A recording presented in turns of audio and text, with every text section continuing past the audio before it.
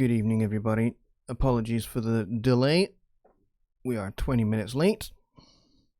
I do apologize most sincerely for being 20 minutes late. I had to restart the computer pretty much right when I was getting set up for starting, and so that's caused a whole bunch of problems, and then I had no sound, so I restarted again. We have sound now, which is great, so I apologize for that.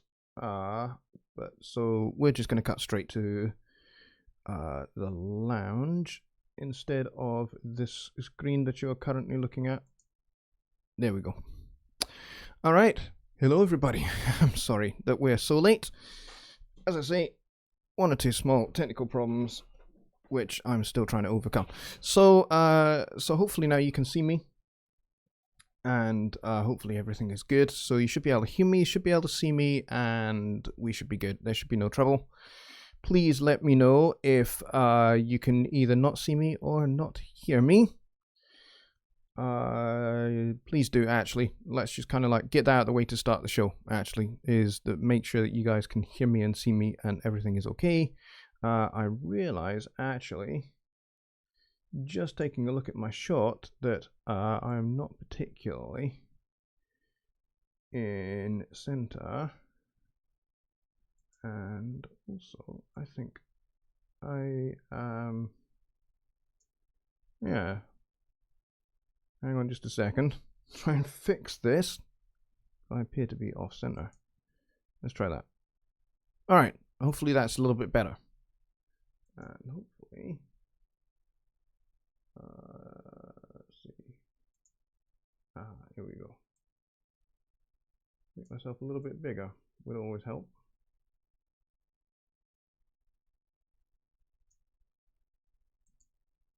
All right. Okay. Let's start again. Good evening, everybody. Hopefully, everything looks good now. I hope. All right, folks. Welcome back to another episode of Sunday Night Live with me, Jonny Lipsham, at jonnylipshamstudios.co.uk. Yeah, sorry about this slightly crazy and somewhat hesitant intro. Do apologize. Slightly rattled by the fact that when I started, I couldn't get OBS to start, and then when I got OBS to start, I had no sound. And so I restarted the whole computer, and then I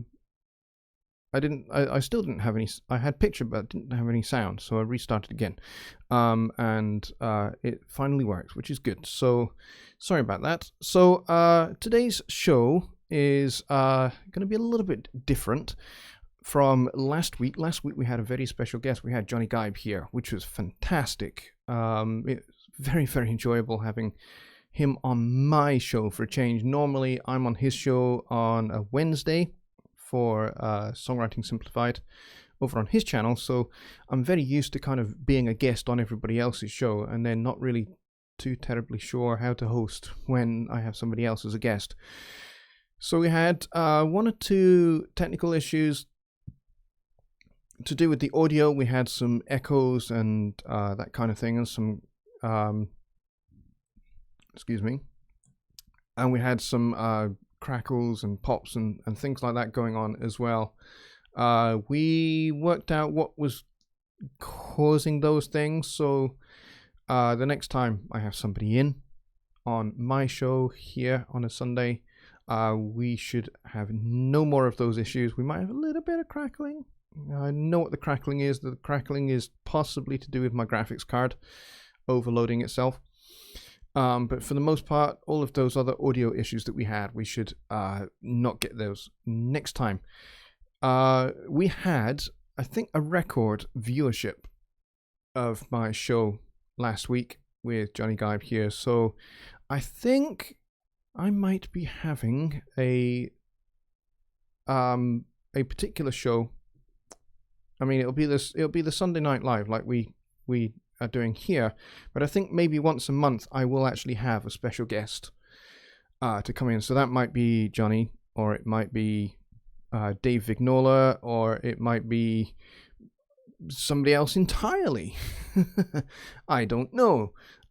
where, you know, we might discuss very different things. But certainly, I think I might like to do something like that, where we have a special guest in on a Sunday night live. So if you guys are up for this being more of a regular thing, that I have somebody else come in on the show as well, maybe Johnny Guy, maybe Dave Vignola, another very, very good friend of mine, or maybe my good mate Vacher down in Australia, from Recording Studio 9, or Joe Gilder, or somebody else. Who knows? If you guys are up for that, you know, having a guest in, then please do let me know in the chat, or email me at johnny@johnnylipshamstudios.co.uk would be another good way to do it. And, you know, the more people that show interest in having a regular, you know, guest visitor in the show, then the more likely I'm going to do it. So there we go. So that really is kind of like this week's talking point really is kind of like, was it a good idea having an extra person in the show? Did it make a difference? Was it some, you know, was it a good thing? Was it, you know, extra entertaining? And also kind of like what kind of things you would like us to talk about, you know. So I think, you know, most of the time it's just going to be me, and then maybe once a month me and ex-guest. So if you've got an idea for a particular subject that you'd like us to talk about, that would be cool. I think that was my phone pinging in the background.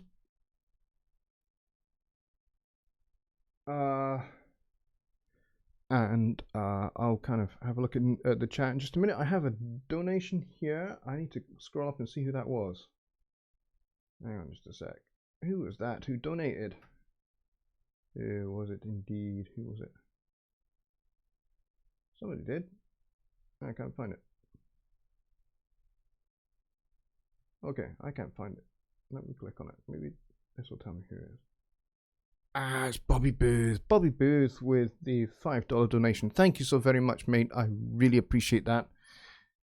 Super Chat is very cool. Super Chat donations, I love those. If you guys are into doing it, then that's fantastic. I do like the Super Chat feature. It's very cool. So yeah, if you want to hit the Super Chat button, then please do. If you've got a particular burdensome issue that you would like to, you know, kind of maybe jump the queue with, or really grab my attention with a particular question, then go ahead, hit the Super Chat button. You don't have to if you don't want to. That's fine. But Super Chat is very cool. I like it. All right, so I think we'll jump at this point straight into questions, and we will go on until 7:30 Central Time today, I think, because we started a little bit late. So, as I say, because of those technical issues. So, yeah, we'll carry on a little bit longer than we ordinarily would. I would normally finish at 7 o'clock. So let's take a look at the chat. And for some reason, the size of the chat is very tiny today. Okay, let's go and take a look. And let's go and take a look and see who is here. I can see that a few of you were, quite a lot of you were waiting for me. Hang on a sec. What's this button here? Let's go. Double timestamps. That helps me tremendously.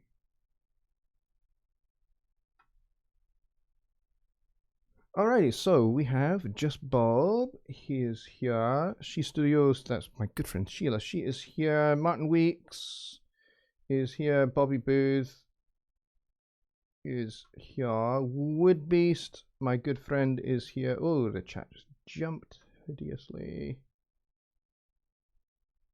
BTN Studios, that's my good friend. He calls himself Bill the Noob, but he's not really a noob anymore, Bill. You really aren't. You are very cool, and you actually know a lot more than you think. So that's BTN Studios is here, and Jeff is also here. Hey Jeff, how you doing? Jeff McCartney.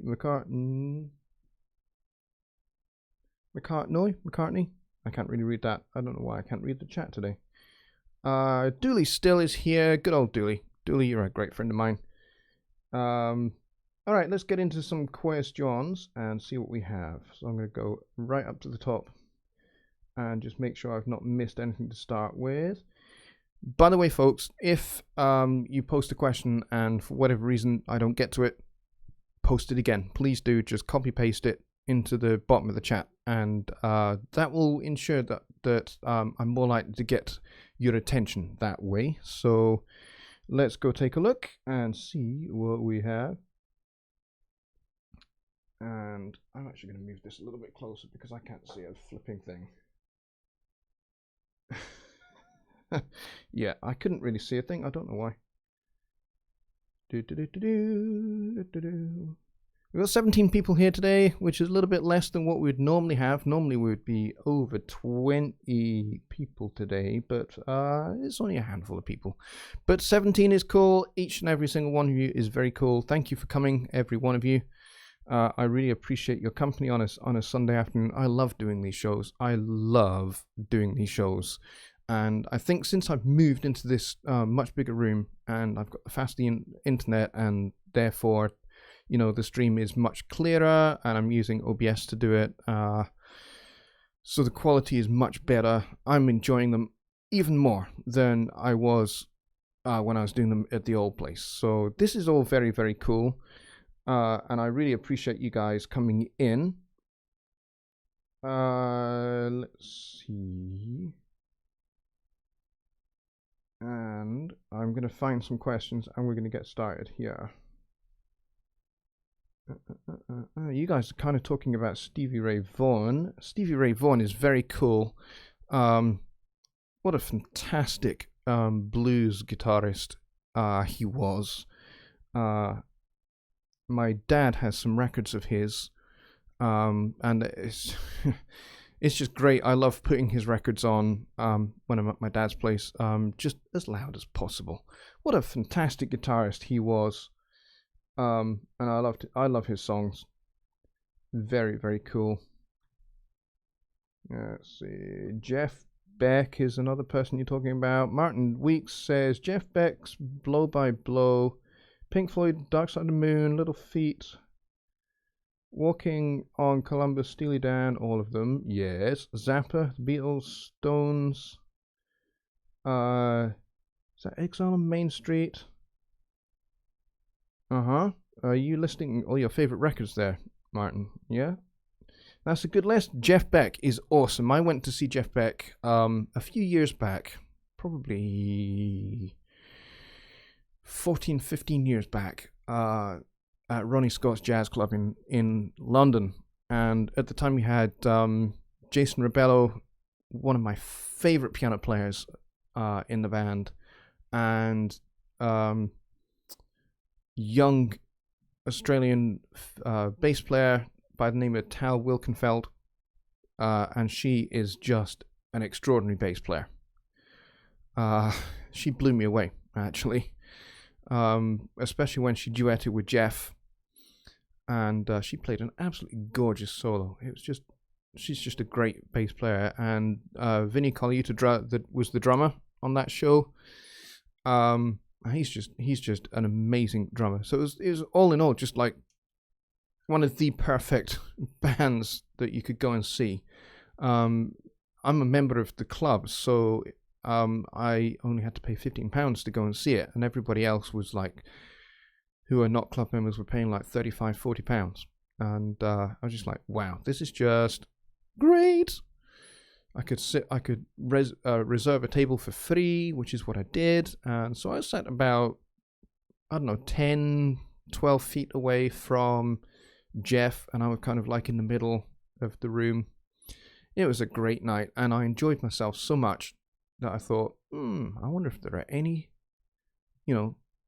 seats available, maybe tomorrow night or the next night, just on the off chance. So on the way out at like 3 o'clock in the morning when the club closes, I went past and I asked somebody, I said, hey, are there any available tickets for the next night? I really enjoyed the show, would really quite like to come back. And they said yes. So I said, great. could I sit at the same table tomorrow night? And they said, yes, that table is available tomorrow night. So I did. So I came back. And actually, as it turned out, I enjoyed it so much, I came back for like 3 other nights. So they were there for like 14 days. It was like a 2-week residency. And so I was there, and I watched every show. And it was great. And I think, you know, kind of, the band kind of saw that I was there every night. And so there was banter that flew between me and them on the stage. It was great. It was great fun. It was the best. I think I probably spent about £350 over the course of that time that I was there. I was only there. I think I only went to like the first week. The second week they were just kind of like, you know, you've been for a whole week. Not really sure we should let you kind of come back, and you know, so I only went to 1 week of the 2-week residency, but it was great fun. What a great gig, what a great band, and Jeff's guitar playing is just incredible. So I really admire him as a guitar player. You guys are just chatting amongst yourselves very much.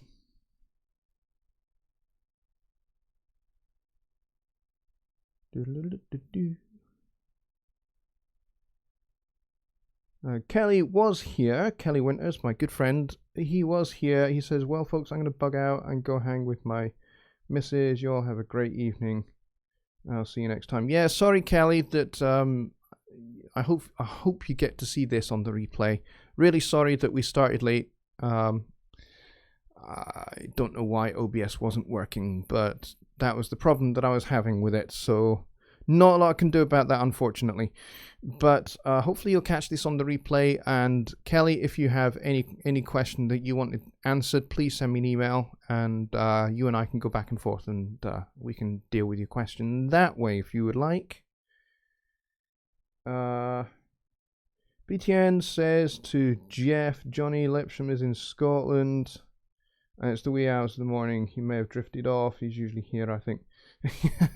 No, I wasn't asleep. Tempting though it is, and I have had a very, very long day. I've been up since 5:30 this morning, and it is now 20 to 1 the following morning. So I've had a ridiculously long day, but no, I was not sleeping. It was genuinely that I had a bit of an issue trying to get OBS to work. And it was weird. I don't know why I didn't have any sound. And I had to restart it 2 or 3 times, but now we have sound. So that's all good. Let's see.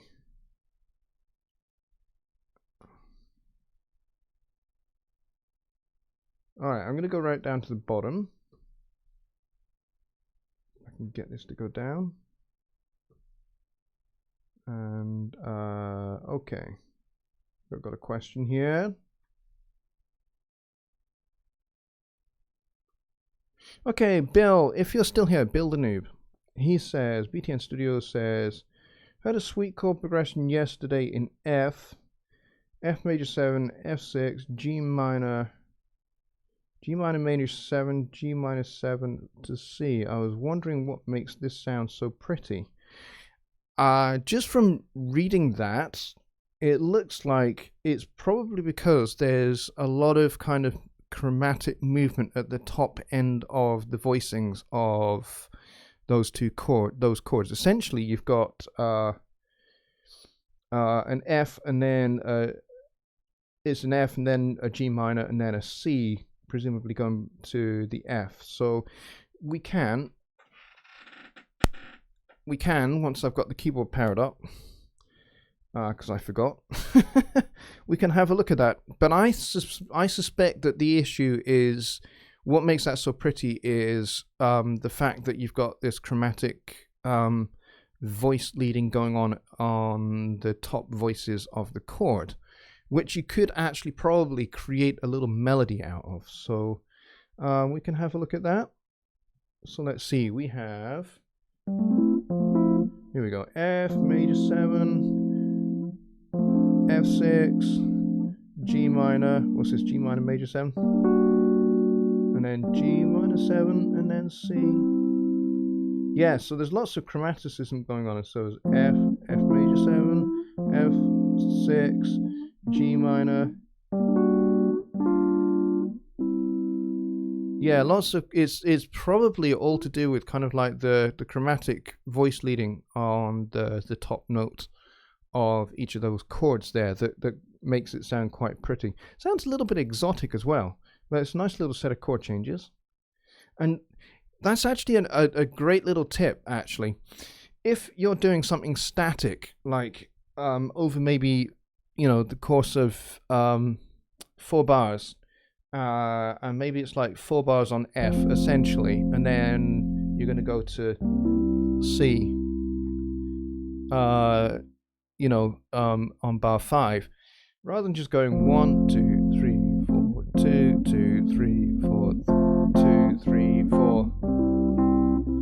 That sounds fine, but it just sounds a little bit, uninteresting. So you can certainly do things like that. You can go 1, 2, 3, 4, 1, 2, 3, 4, 1, 2, 3, 4, 3, 2, 3, 4, 5, 2, 3, 4. Yeah, so you could certainly do something like that. 1, 2, 3, 4, 1, 2, 3, 4, 1, 2, 3, 4, 1, 2, 3, 4.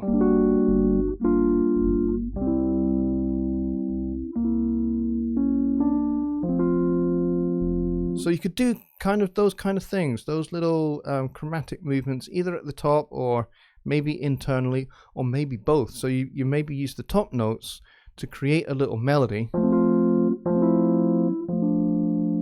So,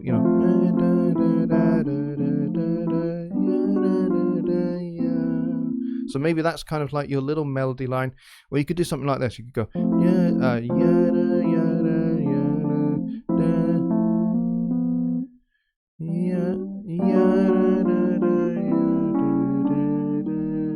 so you kind of like got a little chromatic rising passage, which would be in kind of like the second voice down from the top. So you got like little bits of internal movement, as well as kind of this voice at the top that's kind of creating this little melody.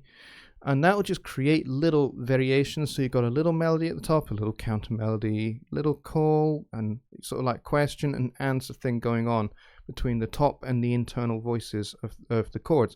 And that creates something that is not only interesting, but it writes a melody for you without you really having to try.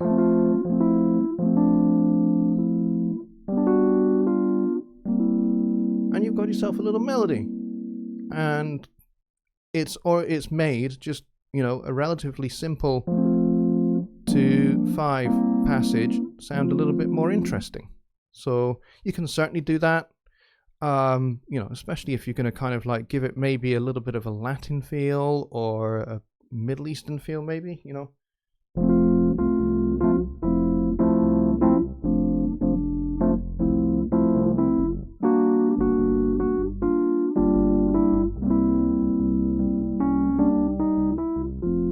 something like that. That could be quite entertaining, quite fun to do.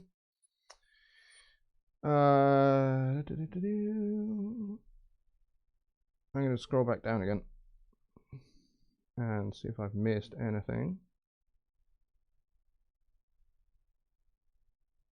You guys are talking about seeing Jeff Beck and Jan Hammer. Jan Hammer, awesome. Martin says, yeah, the right. Yeah, he says, the melody for you, the power of great chord phrasing. Yeah, it's not really chord phrasing. It's more like kind of voice leading and using the voices of each of the chords to create something that just sounds a little bit more interesting than just,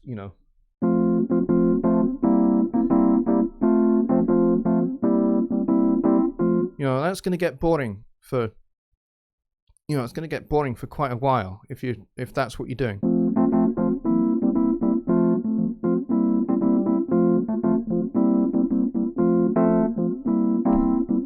See, I nearly fell asleep doing that. And I could easily fall asleep doing that. So make it interesting, maybe arpeggiate it, you know.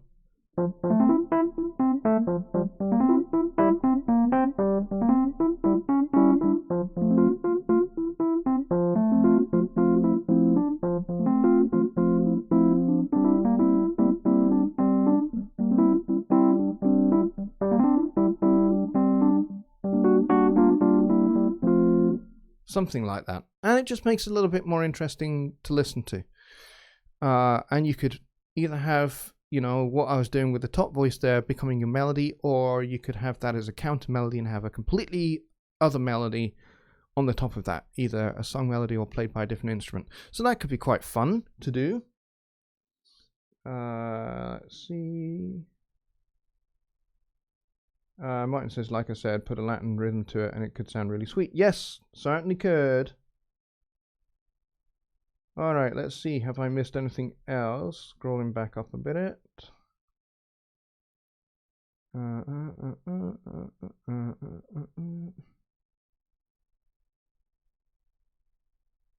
Just Bob says, how about having some of the people from the chat as guests?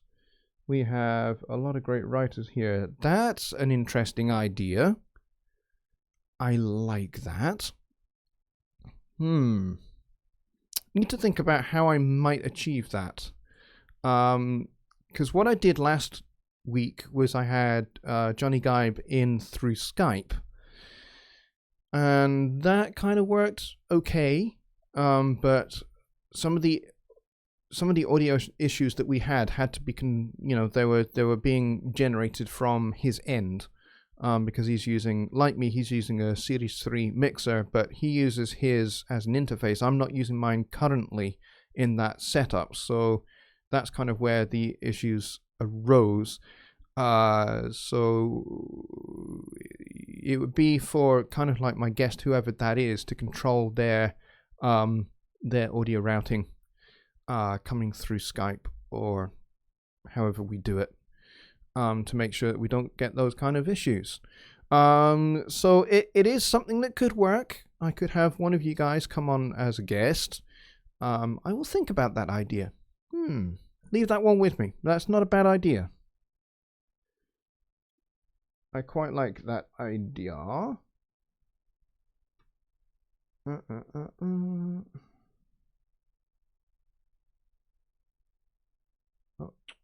come on. Chat, stop jumping around, please. Bobby Beers has asked a very pertinent question. He says, what about the VIP? What has happened with that? Yeah, VIP at the moment is temporarily on hold, because the issue that we're having with integration with PayPal and stuff is proving to be a little bit more of a major problem that we're finding a little bit challenging. So it's nearly ready to go.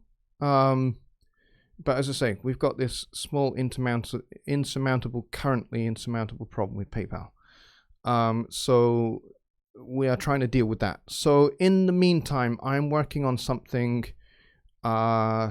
else that would be good for you guys to get involved in. I'm considering starting either a Patreon page, or kind of going where Jonny Gibe has gone and setting up a Pivot Share channel. And on the Pivot Share channel, you guys would be able to purchase courses that I put up there. So I am already working on a music theory course, which is going to be in 3 different ability levels. So it's going to be a beginner, an intermediate, and advanced level course. So I'm strongly considering creating a Pivot Share account and putting those up on there, putting those courses up there, and you guys can pay a monthly fee to have access to all of that content. Which means you can choose which level of the music theory course you want to go on, and you can work through those at your leisure. Plus, I've got other courses that I'm gonna start doing. I'm gonna start doing a couple of mixing courses, a beginner mixing course, an intermediate one, and then a more advanced one dealing with more advanced techniques such as parallel compression and how to kind of apply that particular technique to not just drums, because drums is pretty much a very, very popular use for parallel compression, but it can be used across the board. It can be used on a whole bunch of different sources, depending upon the style of music. So I am thinking about that. So kind of like taking a small little different direction, maybe, whilst that's happening, you guys can get involved in that, and you can pay a monthly fee and have access to all of that. Plus, if you become a member of either Patreon or PivotShare, whatever it is going to be, I'll be doing a special monthly live stream that will be completely private and exclusive just for those members, which will be a once a month stream. So that would be something else. And so there's that I'm thinking about as well at the moment, and I'll have more details on that probably next week, once I've actually firmed up how I'm going to do those things. But certainly Patreon I find very appealing, which means you guys can make a contribution to videos that I make for my YouTube channel, and help finance that. And also you will get to decide what videos I make. So, kind of like a lot of it will be kind of run by you guys. I'll be making the videos that you want to see. So if that is something that appeals to you, then again, please email me or send me a message on Facebook. Kind of like the more interest I have in these kind of things from you guys, the more likely I'm going to actually go ahead and do those. So if that is something that appeals to you, please do let me know, and I can create Patreon, I can create PivotShare, I can look at some other options as well. So VIP is not going to stop, it's not going to die. I'm not going to not release it. It is something that is going to be done. But as I said, we've just run up against an issue that I don't understand, and I can't get it working how I want to. So I don't want to unveil it with this issue being there, because if I unveil VIP with this issue being there, then it's down the line, it's going to create a big problem, a much bigger problem, which I don't want. So so I'm considering those other Patreon, PivotShare kind of options. If you guys are interested in that, you can either register your interest here in the chat and I will see that, or even better, send me an email, and if you're up for it, I will definitely make those things happen. And certainly if you're interested in music theory courses, please do let me know if that's something you're interested in learning about, so that I can actually create a whole dedicated course to that, which I'm already doing. I've already started making the videos for that. And there won't just be videos, there'll be actual resources that you can download and print and have to keep as well. So little course materials, manuals, that kind of stuff, to do with different subjects. So maybe something to do with chords, something to do with improvisation, all that kind of stuff. There'll be printables that you can download as well. So you'll pay a monthly fee and you'll get all of that. So that's kind of where my mind is going at the moment. So let me know if that's something that you're interested in. Max1651 says, please discuss / review the Presonus HD7 and HD9 headphones. You are in luck, my friend. I'm not going to do that tonight in this show. However, just to let you know, I'm wearing the HD7s on my head right now, and I have the HD9s right here. I am going to be doing a video on these, a proper review video on these, which will go up on my YouTube channel very shortly. Probably this week you will see it. I'm in the throes of editing that, so as soon as I've edited all that together, I'll post it up on the channel, and I believe my good friends over at Presonus are going to promote that video as well, so which would be super awesome. Thank you, Rick Nakvi at Presonus, for sending me these. I've used them a lot, and they are very, very cool. But as I say, that's my one-liner. They are very, very cool. I will, go into a lot more depth in my video, which will be like 10, 12 or so minutes long.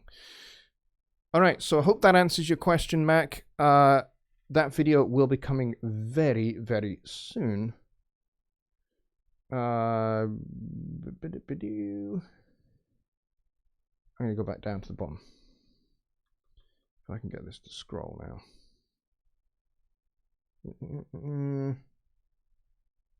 Oh, Martin says, I'd like a breakdown on the loudness stuff that we discussed last Wednesday. How properly to interpret the numbers.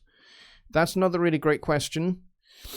I'm also going to do a video on the loudness penalty stuff as well, because I realized kind of like with the stream, we didn't really have a whole lot of time for me to go into too tremendous detail about how LUFS works and what those numbers mean, and kind of where you kind of need to, well, not aim for, but kind of like what I recommend that you kind of have as kind of like a ballpark area where if you hit this area, which I'd say is probably about minus 13, minus 14 LUFS, then when you run that through the loudnesspenalty.com website, the numbers you should get there, you should have those streaming services through loudness penalty turning it down maybe 1 or maybe 2.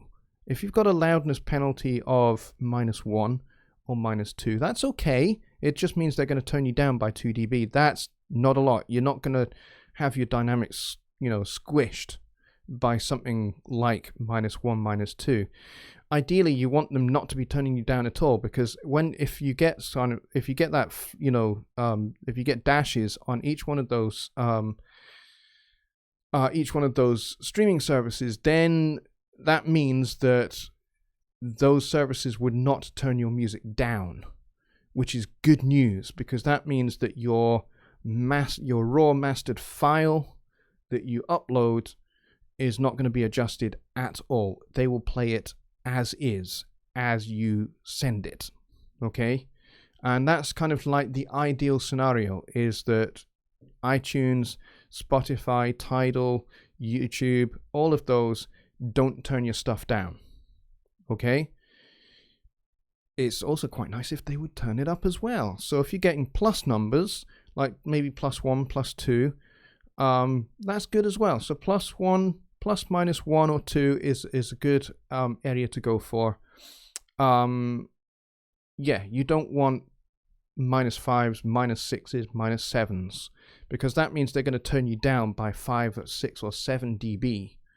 And that means they're using a limiter to do that, which means it's going to take away from the dynamics of your music. So if your music has a good, healthy dynamic range, then what they're going to do is they're going to take that nice, healthy dynamic range and they're going to turn it down by 7 dB or whatever that number happens to be. They'll turn it down by that much, and that will ruin your nice, healthy dynamic range that you may have had, a dynamic range of, I don't know, 10 dB, which is lovely, and they turn that down by 7, which means your dynamic range is now only 3 or 4. Meh, not so good. So that's essentially how that works. But yeah, I will be doing a video on loudness penalty. Actually, you've just given me an idea, Martin. I might actually see if my friend Ian Shepherd would be able to come on to a Sunday Night Live and actually talk to us about mastering and loudness penalty and all of that stuff, because really the loudness penalty site is something that he created. It's his invention, his idea, which he did in conjunction with a company called Meterplugs. Meterplugs make two of his plugins, actually. He has Dynameter and oh darn it, I've forgotten the name of the other one, which are great kind of loudness metering plugins, and they're really, really good. Perception, that's the other one, Perception. So it's well worth checking out those two plugins if you've never come across them, and they're really helpful for mastering and helping you kind of ballpark your masters so that they translate well and don't get dramatically turned down by these particular platforms. And loudness penalty is kind of like the latest kind of part of what he's doing.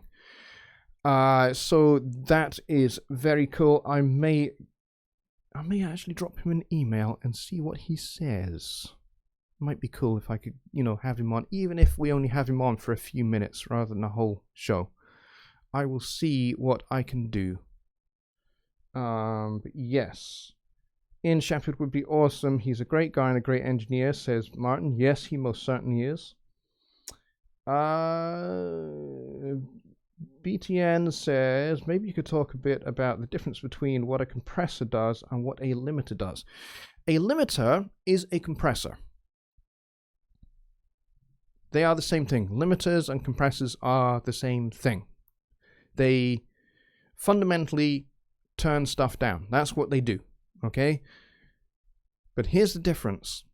A limiter is essentially a compressor with a very high ratio.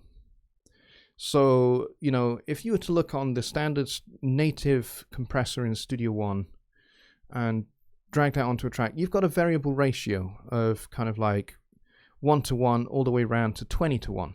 Okay? A limiter doesn't have that. A limiter just has a very high ratio. And it's a lot of limiters are what we would call a brick wall limiter, which basically means when the audio hits this imaginary wall here, let's say this is it hits that ceiling, the audio is immediately going to be slapped down. It's not going to be able to go above that wall, which is why they called it a brick wall limiter. And limiters are very cool for a variety of different purposes. Quite often, Jonny Guy talks about putting the limiter on the post of the master fader, because when you do that, you can stop clipping from happening. But you have to remember that if you're putting the limiter on there because you're getting clipping, yes, it will stop the clipping from happening, but you need to then you'll then be able to see on the limiter what's actually happening. It will be turning your music down. If it's turning it down by 6, 7, 8, 9, 10 dB, yeah, you need to go and turn everything down, because a limiter will drastically reduce your dynamic range.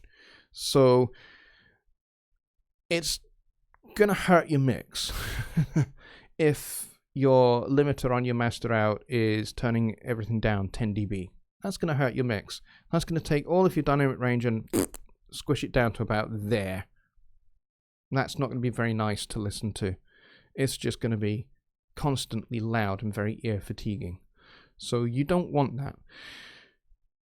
So I would suggest that you mix to a point where when you've finished your mix and everything is nicely balanced, that you are aiming, if you look on your main out, your master fader, you want to be seeing it peak at about -5, -6 dB.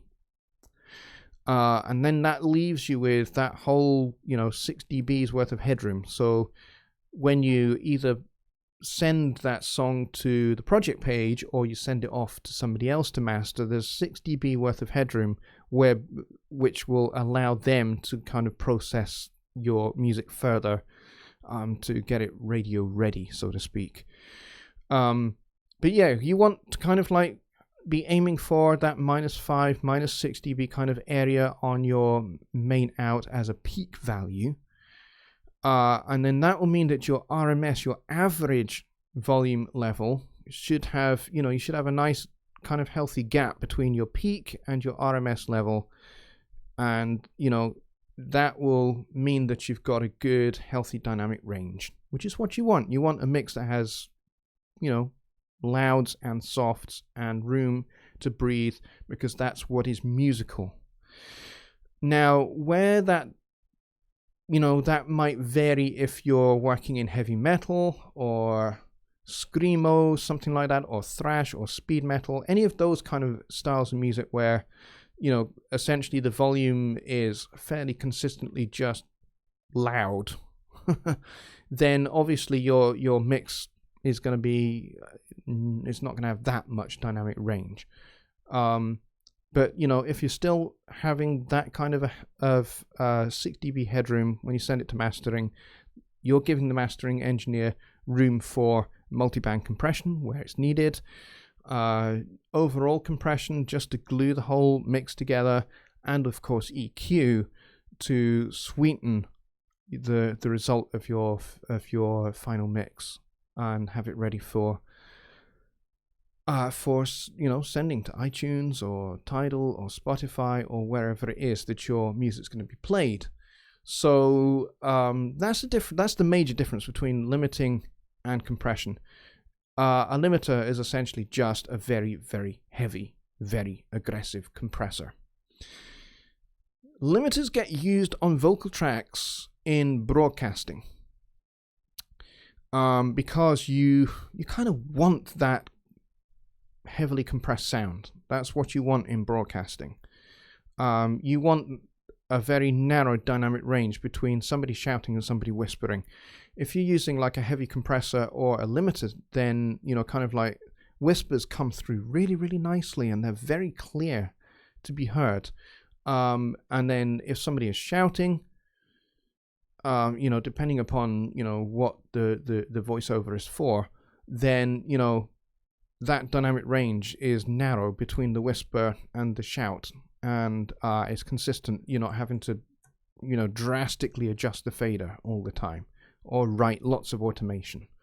So that doing a voiceover, lots of compression. Like right now I'm using a limiter in OBS to limit my dynamic range. It means, number one, I don't clip. So if I'm saying something loud, it's not going to clip. And then if I'm whispering or talking very, very quietly, you can still hear me at a reasonably consistent volume. So limiters get used in that situation as well. I do voiceover mixing quite a lot because I do audio processing for my church. So all of the preachers from my church, they send them to me and I EQ them and I run them through a limiter. Pretty much that's all I do. I tidy up the audio. I maybe do a little bit of noise reduction because sometimes there's a bit of hiss or something. And I get rid of all of that, and then I send them back to my church, and then they upload them to the church's podcasting site. And that means that they sound like, it's all kind of, it has that broadcast kind of sound to it, that broadcast crispness that you get. So that's kind of what I do with the church's preaching audio. So I'm dealing with voiceover quite a lot, and that's where I use a limiter. I don't use compressors. At first I did when I didn't really quite know what I was doing. I'd use a compressor, but really I couldn't get what I was after because, a 2-to-1 ratio, it's going to do something to kind of deal with kind of like the difference in volumes between certain words and syllables and that kind of thing. But it's not really going to be that kind of broadcast consistent. And then a friend of mine who works in voiceover a lot, he does audiobooks. That's his job. He mixes audiobooks. He said, don't use a compressor, use a limiter. So I started using a limiter, and it made such a massive difference. So there you go. That's the difference there. Martin says, I've seen a couple of videos that suggest using limiters for drum tracks. I don't myself, but what's your opinion on using a limiter for drums or for the drum bus? Yeah, I've seen Chris Lord Alge use a limiter on his drum bus. And that's kind of after EQ and compression. So he does EQ, he does compression, and then he has a limiter as the very last thing on his drum bus. Quite a lot. I've seen him. There was a video that he did fairly recently, I think, where he did that. And the way he set the limiter up, the limiter was literally just catching peaks. That's all it was doing. And it was just catching the peaks and evening out the drum performance. And that's all it was doing. And that worked really, really well. The drum sound he ended up with sounded really, really crisp and really, really even. Which is what you want. You want your drums to sound nice and even and nice and balanced. And so that's what the limiter did in that particular case. So, but again, it depends upon the style of music. Chris Lord Alge works a lot in rock and pop music and R&B, that kind of stuff, where, you're using a lot of compression. And maybe, yes, you would maybe want to put a limiter on your drum bus. When I'm working in acoustic music, there's really no point. You just don't need to use compression a lot. You maybe use very, very, very light, very, very subtle compression. And you're using compression in acoustic music and jazz. You're using compressors mostly for color, mostly to add warmth. Or to bring out a particular characteristic of a particular instrument. Let's take tenor saxophone. I would use one compressor over another depending upon who the sax player is, even the saxophone he's using. I would use maybe a different compressor over another one. I don't tend to use things like 1176s very much.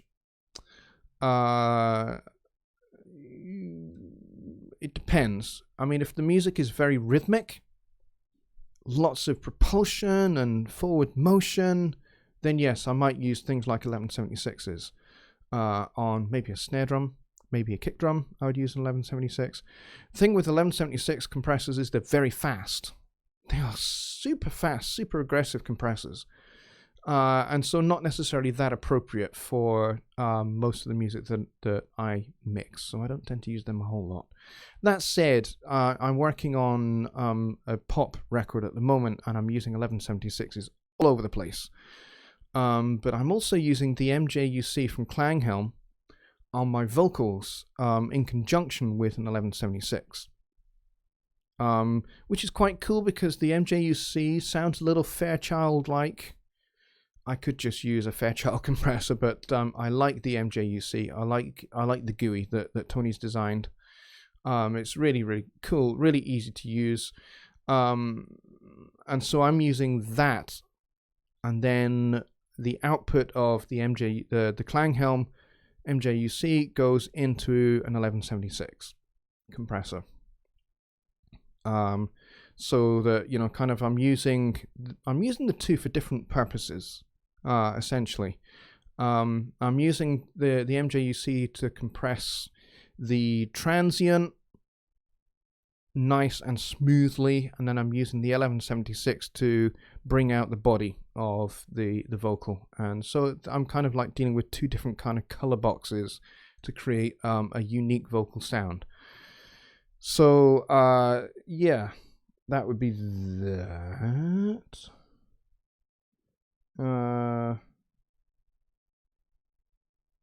Martin says with Lord Alge, the real heavy lifting was from EQ and compression before limiter. Yeah, I think he had the limiter on as the last thing that it went through.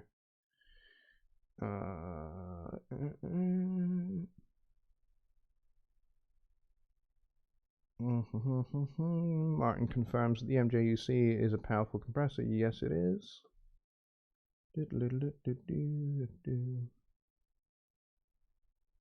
Martin says, going back to loudness, penalty. Anything more than a -3.5 is going to be problematic. It's not going to be problematic. It's just that's how much it's going to turn your music down. So turning your music down is not what you want. You know, you don't want these platforms to compress your music because it robs you of your dynamic range. So I wouldn't. I would say, you know, look to try and get loudness when you put through loudness penalty.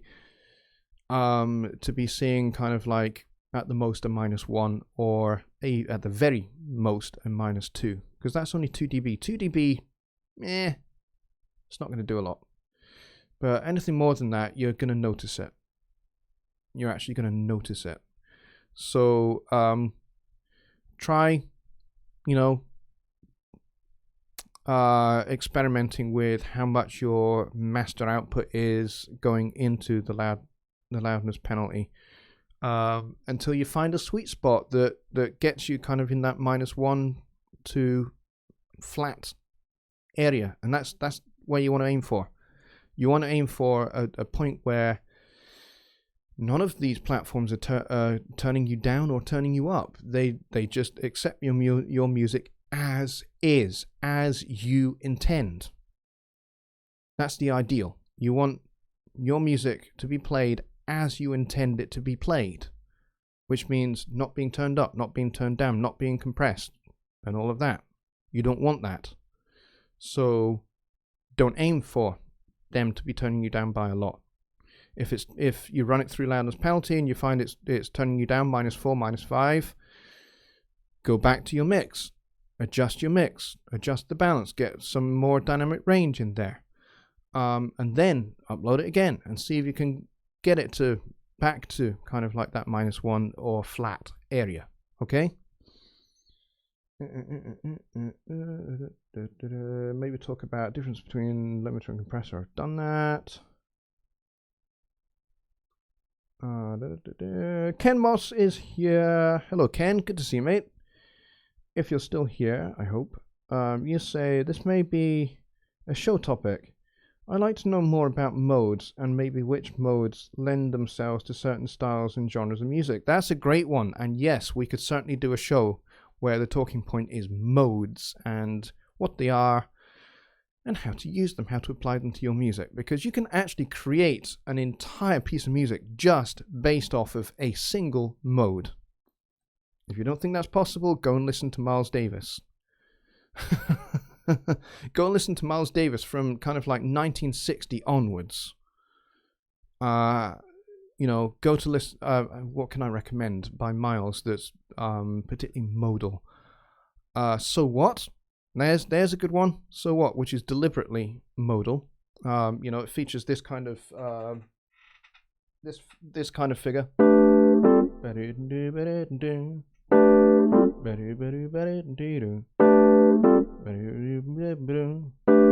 Which is all based out of the Dorian mode. So go check that out. Milestones is another tune you could check out by Miles. You could also check out music by John Coltrane from the same period. Lots of modal stuff there. But if you're wanting to get more into kind of like the rock and roll kind of end and how they use modes in there, you could certainly listen to Carlos Santana. There's an option. He uses lots of different modes. He uses mostly Mixolydian mode, as well as pentatonic scales and that kind of stuff. So yes, I can do a whole show on that. That would be a very cool idea, actually, Ken. Thank you for that suggestion. Just Bob says, does the loudness limiting we are talking about have anything to do with perceived volume, perceived louder recording, no clipping? That would be picked up and squashed. Yeah, kind of. Kind of. You know, kind of limiting will help to a degree with, you know, kind of like that perceived loudness. For sure. But what we're talking about is we're talking about when you put your audio into loudnesspenalty.com, it will analyze it and it will it will analyze it according to the algorithms that YouTube, Tidal, Spotify, and Pandora, I think the other one is. Those like are the four most popular, and sorry, iTunes, that's the one. What those platforms do to audio, just it's just what they use when they get somebody's audio file. It goes through a particular compression chain, and so you want those platforms to not compress or limit your music ideally, because it will adjust the dynamic range of your master. So if your master goes out and then gets reduced by 6 dB because your master is really, really loud, it'll turn it down by 6 dB. The reason why they do that is so that your song and the next song on a playlist, a Spotify playlist, they're all being played at the same volume. That's what they want to do. So if you have this nice little acoustic number that's kind of like acoustic guitar, vocal, upright bass, and maybe a cajon or something, and it's a nice little acoustic number, and then the next song on that random Spotify playlist is a screamo death metal song. That'd be a massive contrast for you to for your ears to adjust to. That'd be a massive contrast. And also you would dive for the remote control to turn down the next track if they didn't employ some kind of limiter, so that your nice acoustic song and then the heavy metal song are outputted at the same volume. So that's where they use a limiter, for the same reason that you would use a limiter for mastering an album, because you want, say you've got 12 songs on your album, you want all of those 12 songs to be played back at the same volume, right? So that your listener's not having to go, okay, turn that one down, okay, turn the next song up, okay, turn the next song down, okay, turn that. That's not a good listening experience. You want your listener to not be distracted by having to turn volumes up and down. You want them to sit and listen, right? So that's where limiting in mastering is really useful, because it enables you to to achieve that kind of level playing field. I mean, yes, there's other things that go on in mastering, not just limiting, that get you to that point. But that's what all of these platforms do. Like iTunes, like Spotify, is that when your song is in a random playlist with lots of other songs, they need a consistent volume for all these songs that could be completely random. So that's why they have to do limiting. So ideally, you don't want your mix to get turned massively down so that it's at the right volume for the next song, because that destroys the dynamic range of your song. So I hope that answers that, Just Bob. And I'm going to go back down.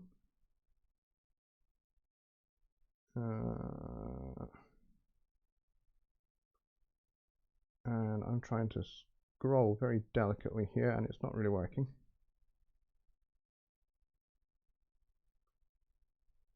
I'm trying to get Bobby Booth's question here, and it keeps scrolling past it. Come on.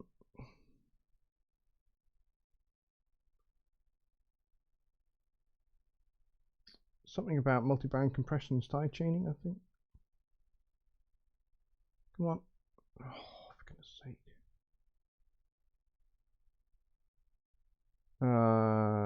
Okay, Bobby is talking to BTN. He says he has a course on mastering.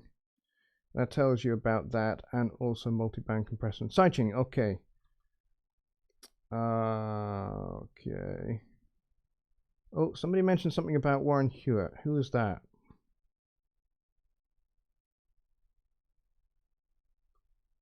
Oh, I hate this scrolling thing.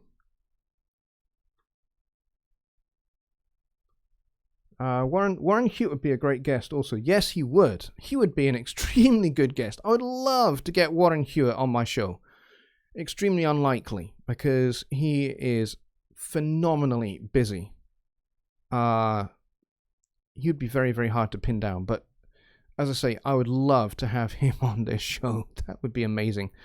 It would have to be a very, very carefully well thought out and planned show, so we make the most of having Warren on the show, and we make the best use of his time, because his time is extremely precious and extremely valuable, because he works 18 hours a day, I think 6 days a week, which is ridiculous, but he's phenomenally busy. He's phenomenally popular in the music business. He's won just stupid numbers of awards. I would love to get him on here. Whippy says, I'm a member of his academy and he is good. And yes, I do know Warren. Let's just scroll down a bit more. Oh, darn it. I hate it when it jumps. It means I missed somebody's question. Martin Week says, I've seen a couple of videos that suggest using limiters for drum tracks. Okay, we did that. We did that one.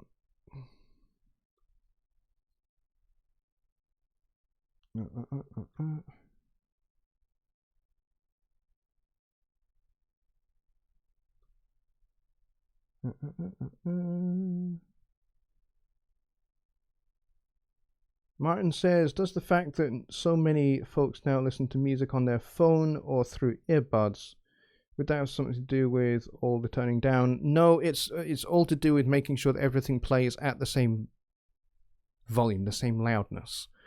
So your acoustic song up against a heavy metal song in the same playlist, or the same randomly generated playlist. You want your song to not get turned down so that they don't touch it, so they don't mess with your dynamic range, because they have to do something to make sure that the heavy metal song and the acoustic song play back at the same volume. And the way they deal with that is through limiting. So ideally, you'd want your song to be mastered to the correct, the correct ballpark area, so that it hopefully either doesn't get turned down or only gets turned down 1 or 1.5 or 2 dB at the very most, so that it evens out with the next song that's coming on, or the song before it, the song after it. So, that's what it's all about. It's not really to do with what you listen on, whether you're listening on headphones, earbuds, crappy little computer speakers, or listening through a couple of tin cans. It's not really the reason why, they turn stuff down. They turn stuff down to even out the volume between one song and the next. Okay? So that nobody is having to reach for a volume control.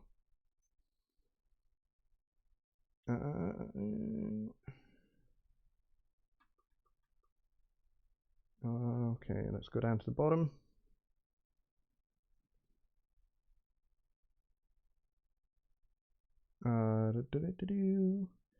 Martin asks, does this loudness issue also apply when submitting music to supervisors for sync? Yes, I would think so.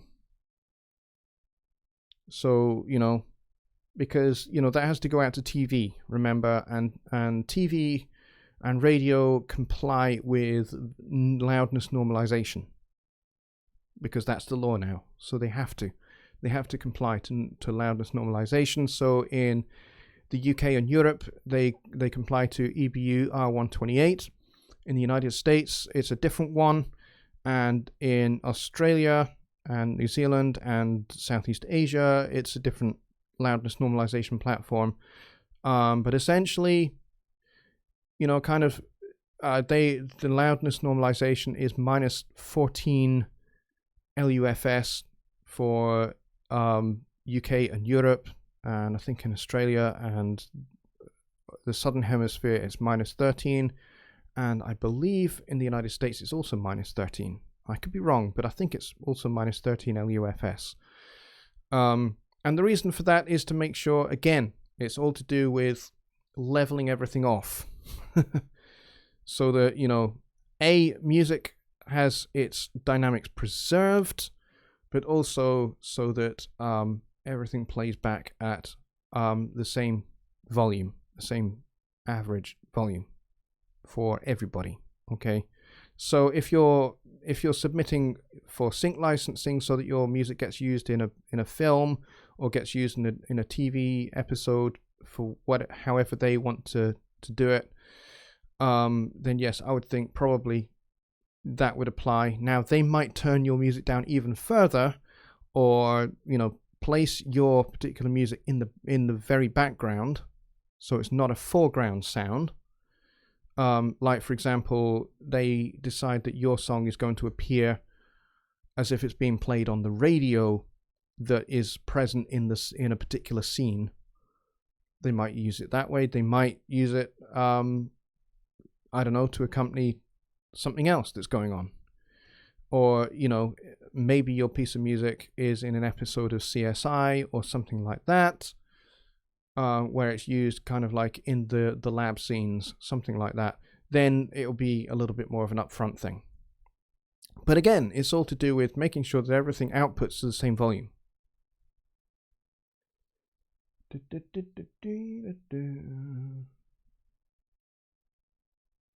That's why you're curious about the level meter. Yeah, the level meter includes an EBUR128 function that gets you into the metering for LU and LUFS.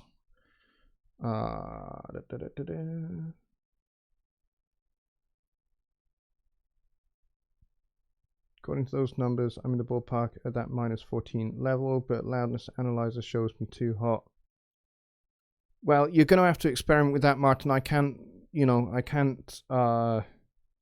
deal with that in tonight's show, I'm afraid, in any great detail, because we are past the 1:30 mark. So you're going to have to experiment, and you're going to have to, it depends. If you're wanting to upload your music to iTunes, then you need loudness penalty to show you as, an LP of -1 or -2 or 0. But, if you're wanting to output it to something else, like for sync licensing, then, you just want to make sure you comply with EBU R128, I would think. Or the one for US, which I can't remember what it is. But I've got a video which I did for the Studio One 3.5 launch, where I talked about the project page, and I talked about EBU R128, and I also talked about the American loudness normalization as well. But yes, so if you're wanting your music to be on TV or radio in any way, shape, or form, it has to comply to those standards, those loudness normalization standards.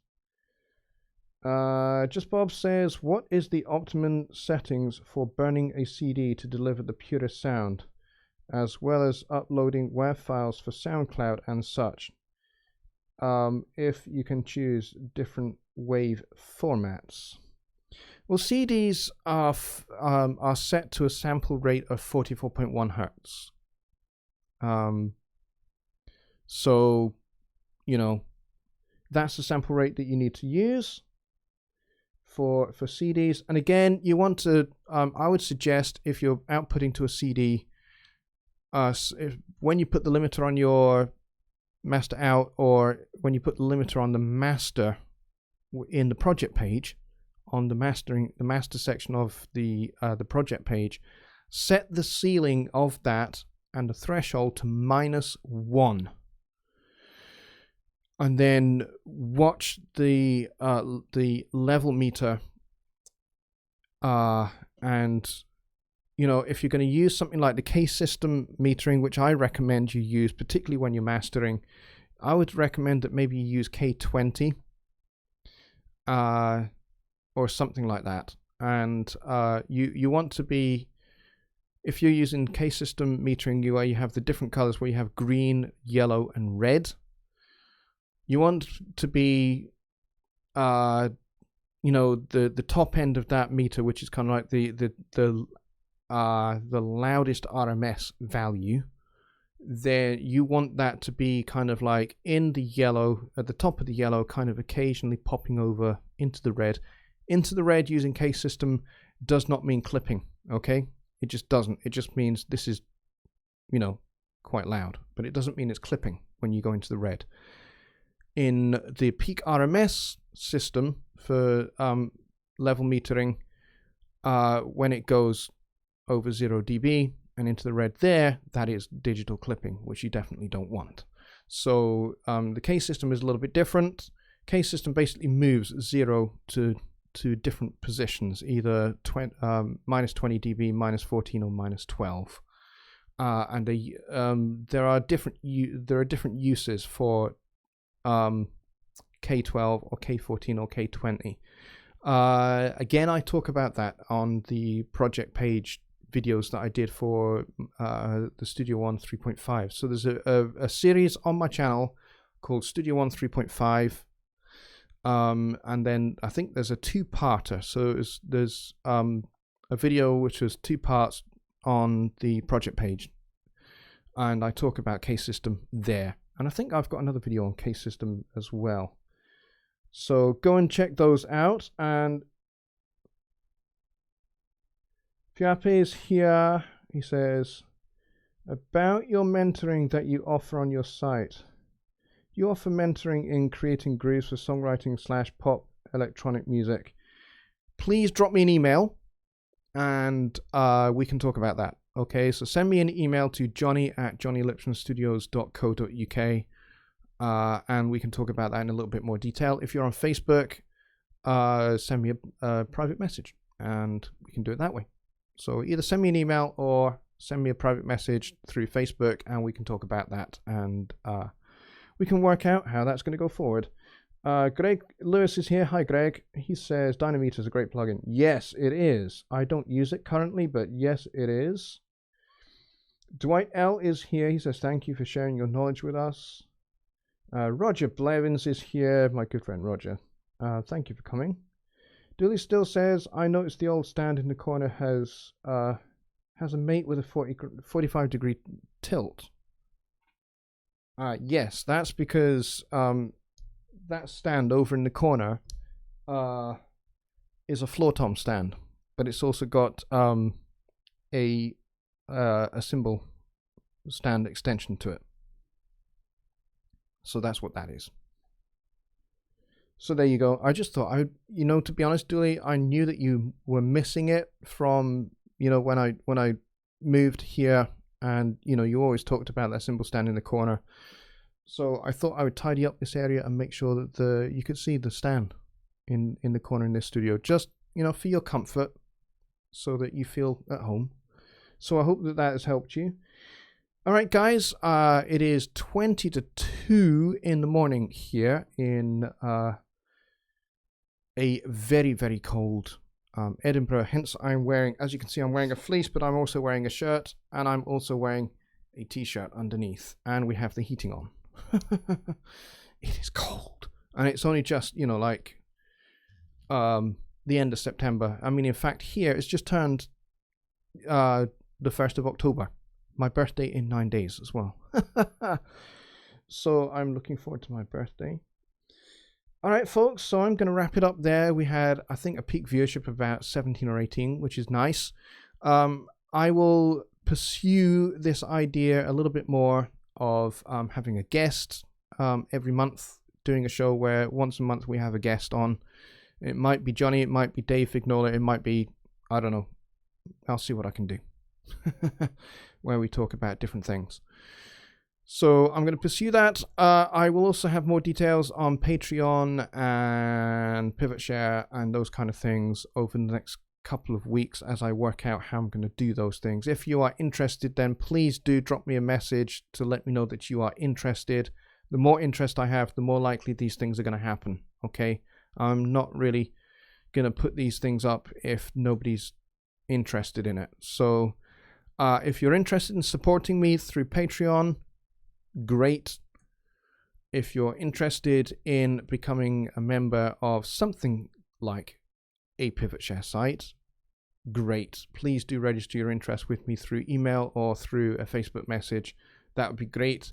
And as I say, the VIP thing is not dead. It will get built. It will get finished out. I just have to try and work out what on earth the problem is that's stopping me from integrating PayPal with it. So there it is. I probably need some coding help, somebody that really knows what they're doing, because I kind of don't. I've kind of reached the limitations of my knowledge. So I am still going to do VIP. It's just taking probably about 8-9 months longer than I thought. But yes, VIP will come. Okay, it will come, and it will be available. But for now, as I say, there's going to be these other options.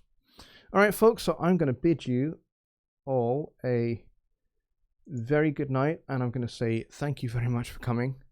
And I will see you on Wednesday over on Jonny's YouTube channel for Songwriting Simplified. So until then, folks, good night.